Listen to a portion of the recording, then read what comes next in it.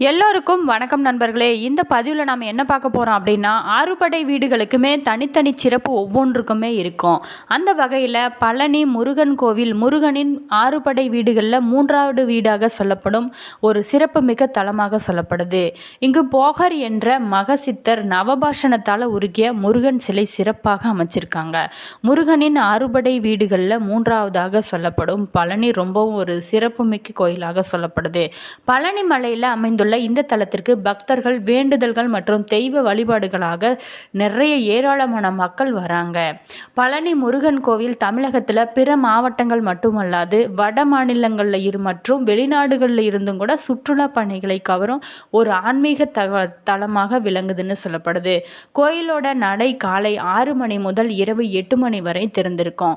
திருவிழா நாட்களில் கோவில் நடை அதிகாலை 4:30 மணிக்கு திறக்கப்படும் சொல்லுது. சித்தர்களில் ஒருவரான போகரால நவபாஷணத்தால் உருவாக்கப்பட்ட முருகன் சிலை பழனி மலையில் சிறப்பாக அமைக்கப்பட்டிருக்காங்க. நவபாஷணம் அப்படிங்கிறது 9 வகையான நச்சு பொருட்கள் சேர்ந்தது. இந்த நவபாஷண சிலை மீன்களை போன்ற செதில்களை கொண்டதாக கூறப்படுது.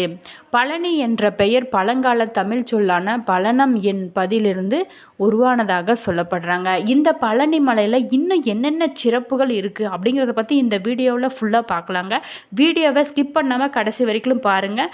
வீடியோ பிடிச்சிருந்தால் லைக் பண்ணுங்கள், கமெண்ட் பண்ணுங்கள், ஷேர் பண்ணுங்கள். இதுபோல் தகவல்களை நீங்கள் தெரிஞ்சுக்கணுன்னா மறக்காமல் நம்ம சேனலை சப்ஸ்கிரைப் பண்ணி வச்சுக்கோங்க. கூடவே பெல் ஐக்கானையும் கிளிக் பண்ணிட்டு வாங்க வீடியோக்குள்ளே போகலாம். பழனி கோயிலோட கொடிமரம் கிடையாது. கோயிலில் முகப்பு பழங்கால கட்டிடக்கலை பாணியில் அமைச்சிருக்காங்க.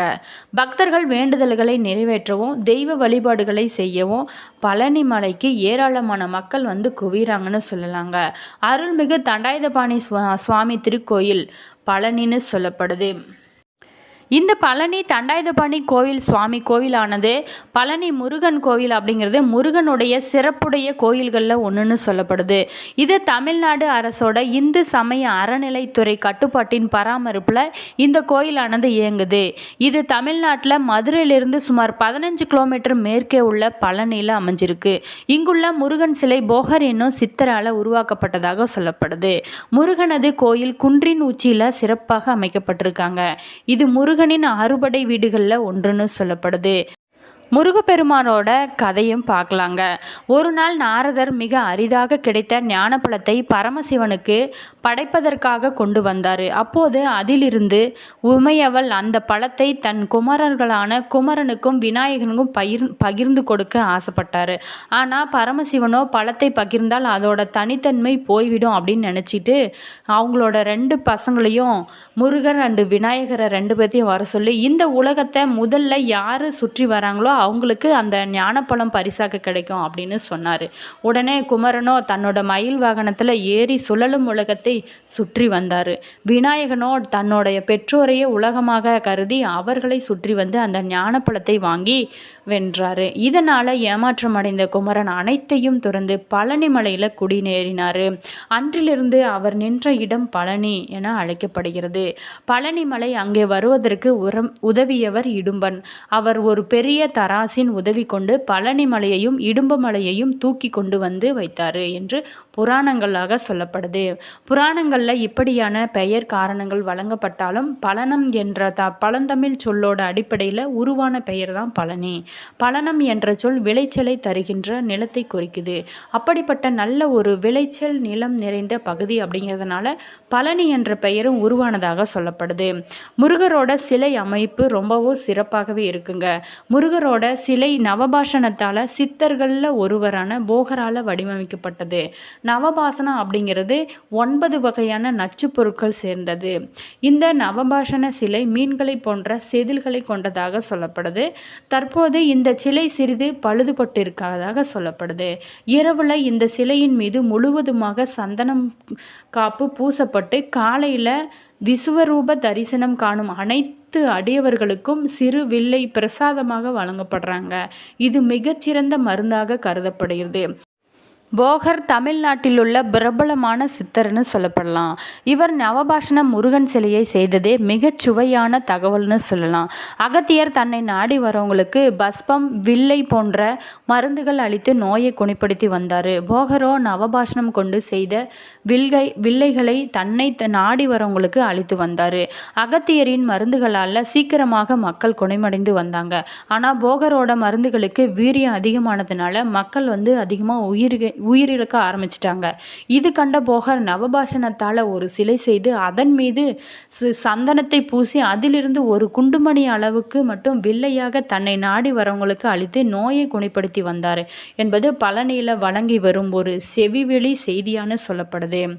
கேரள மாநிலம் எலபெத்த வீடு என்ற ஊரை சேர்ந்த அடியவர் ஒருவர் சுமார் 450 ஆண்டுகளுக்கு முன்னாடி காவடியை சுமந்து வந்தார். மரம் மற்றும் அலுமினிய கலவையால் தயாரிக்கப்பட்டுள்ள இந்த காவடியின் ஒரு பக்கத்தில் வள்ளி தெய்வானை சமேத முருகரும் மற்றொரு பக்கத்தில் சித்தி புத்தி சமேத விநாயகரும் பொறிக்கப்பட்டிருந்தாங்க. மலை உச்சியில் போகர் சமாதி பகுதியில் இந்த முதல் காவடியை தற்போது வரை பத்திரமாக பாதுகாத்து வந்ததாக சொல்லப்படுது. பழனி திருவிழாக்களுக்கு பெயர் பெற்ற ஊராக சொல்லப்படுது. இங்கு நடக்கும் குறிப்பிடத்தக்க திருவிழாக்கள் எடுத்துக்கிட்டால் தைப்பூசம், பங்குனி உத்திரம், சூரசம்ஹாரம் ரொம்ப சிறப்பாகவே இங்கே நடைபெறும். சிறப்பு இந்த பழனி மலையில் பஞ்சாமிர்தம் மிகவும் பிரசித்தி பெற்ற ஒரு பிரசாதம்னு சொல்லப்படுது. தங்கத்தேர் வழிபாடு. காவடி சுமந்த அடியவர்கள் உச்சியை அடைவதற்கு 2 வழிகள் அமைக்கப்பட்டிருக்காங்க. யானை பாதை ஏறுவதற்கு இதை பயன்படுத்தினால் எளிதாக இருக்கும். நேர்பாதை இதை இறங்கிறதுக்கு பயன்படுத்தலாம். நாம் பழனி மலையின் அடிவாரத்தில் அமைந்த குழந்தை வேலாயுத சாமி கோவில் ஆறுபடை வீடுகளில் ஒன்று. இதுவே திரு ஆவினன்குடி 3ஆம் படை வீடாக சொல்லப்படுது.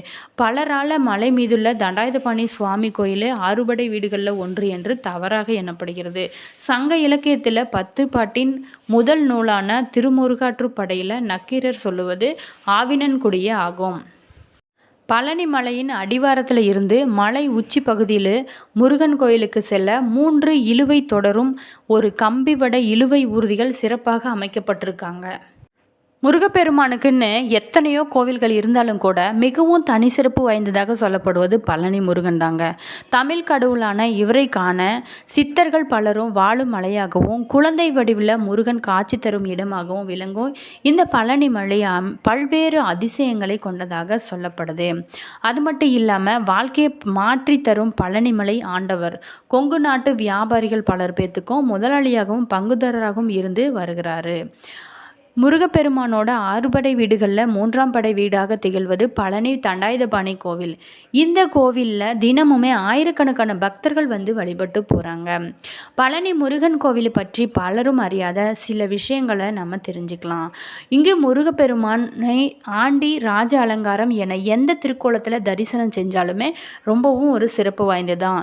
இருந்தாலும் ஒவ்வொரு அலங்காரமும் ஒரு குறிப்பிட்ட பிரச்சனையை தீர்க்கக்கூடியதாக சொல்லப்படுறாங்க. அப்படி பழனி முருகனை எந்த கோலத்தில் தரிசனம் செய்தால் என்ன பிரச்சனைகள் தீரும், யார் எந்த கோலத்தை தரிசனம் செய்ய வேண்டும் அப்படிங்கிறதையும் நம்ம இந்த பதிவில் பார்க்கலாங்க. முருகப்பெருமானோட மூல விக்கிரத்திற்கு தினமுமே 4 வித பொருட்களால் மட்டுமே தான் அபிஷேகம் செய்யப்படுறாங்க. அது என்ன அப்படின்னா நல்லெண்ணெய், பஞ்சாமிர்தம், சந்தனம், விபூதி. மார்கழி மாதத்தில் மட்டும் பன்னீர் உபயோகப்படுத்துகிறாங்க. இவைகளில் சந்தனம், பன்னீர் தவிர மற்றவை எல்லாமே தண்டாயுதபாணியின் சிரசில் வைத்து உடனடியாக அகற்றப்படுவாங்க. அதாவது முடி முதல் அடி வரைக்கும் அபிஷேகம் என்கிற முழு அபிஷேக சந்தனமும் பன்னீரும் மட்டும்தான். இதில் சிரசு விபூதி அப்படிங்கிறது போகர் சித்தர் உத்தரவால் பக்தர்களுக்கு வழங்கப்படுகிற ஒரு பிரசாதம். அது கிடைப்பது ரொம்ப மிக புண்ணியன்னு சொல்லப்படுது. ஒரு நாளைக்கு 6 முறை தண்டாயுதபாணிக்கு அபிஷேகம் நடத்தப்படுவாங்க. இது 5 முதல் 7 நிமிடத்திற்குள்ள முடிந்துவிடும். அபிஷேகம் முடிந்து அலங்காரம் செய்துவிட்டால் அதுக்கப்புறம் அடுத்த அபிஷேகம் நடக்கும் வரைக்கும் மாலை சாற்றுவதோ பூக்களால் அர்ச்சனை செய்கிறதோ கிடையாது. இரவில் முருகனின் மார்பில் மட்டும் வட்ட வடிவில் சந்தன காப்பு சார்த்தப்படுவாங்க. விக்கிரகத்தின் புருவங்களுக்கு இடையில் ஒரு பொட்டு அளவுக்கு சந்தனமும் வைக்குவாங்க. முந்தைய காலத்தில் சந்தன காப்பு முகத்திலும் சார்த்தி கொண்டிருந்தாங்க. பின்னால் இந்த முறையானது மாற்றப்பட்டது. தண்டாயுதபாணி விக்கிரம நவபாஷணத்தால் செய்யப்பட்டது அப்படிங்கிறதுனால எப்போதுமே மிகுந்த சூடாக இருக்கும். அதனால் இரவு முழுவதும் அந்த விக்கிரகத்திலிருந்து நீர் வெளிப்படும். இந்த நீரை அபிஷேக தீர்த்தத்துடன் கலந்து காலை அபிஷேகம் நடக்கும்போது அங்கு இருக்கும் பக்தர்களுக்கு பிரசாதமாக வழங்கப்படுறாங்க. இந்த தண்டாயுதபாணி சிலையை சுற்றி எப்போதுமே ஒருவித சுகந்த மனம் பரவி இருக்கும். தண்டாயுதபாணி சிலைக்கு இடது பக்கத்தில் ஒரு சின்ன மரகத லிங்கம் இருக்குது. தீப ஒளி இல்லாமல் அந்த லிங்கத்தை நம்மளால் தரிசிக்க முடியாது. பழனியில் 2 மரகத லிங்கமும் வைக்கப்பட்டிருக்காங்க. ஒன்று முருகர் சன்னதியில், இன்னொன்று போகர் சமாதியின் மேலே அமைச்சிருக்காங்க. இந்த 2யுமே போகர் பூஜை செய்ததாக ஒரு தகவலும் வெளியாகியிருக்கு. இந்த வீடியோவில் பழனி மலை தண்டாயுதபாணியை பற்றி பார்த்தங்க. இந்த வீடியோ உங்களுக்கு பல பயனுள்ள தகவல்களை தந்திருக்குன்னு நினைக்கிறேன். வீடியோ பிடிச்சிருந்தால் லைக் பண்ணுங்கள், கமெண்ட் பண்ணுங்கள், ஷேர் பண்ணுங்கள். இதுபோல் தகவல்களை நீங்கள் தெரிஞ்சுக்கணுன்னா மறக்காமல் நம்ம சேனலை சப்ஸ்கிரைப் பண்ணி வச்சுக்கோங்க. கூடவே பெல் ஐக்கானையும் கிளிக் பண்ணிக்கோங்க. உங்களோட கருத்துக்கள் என்ன அப்படிங்கிறத கீழே கமெண்ட் பாக்ஸில் சொல்லுங்கள். அது மட்டும் இல்லாமல் உங்களுக்கு முருகரை பிடிக்கும் அப்படின்னா ஓம் முருகா என்ற மந்திரத்தையும் பதிவிடுங்க.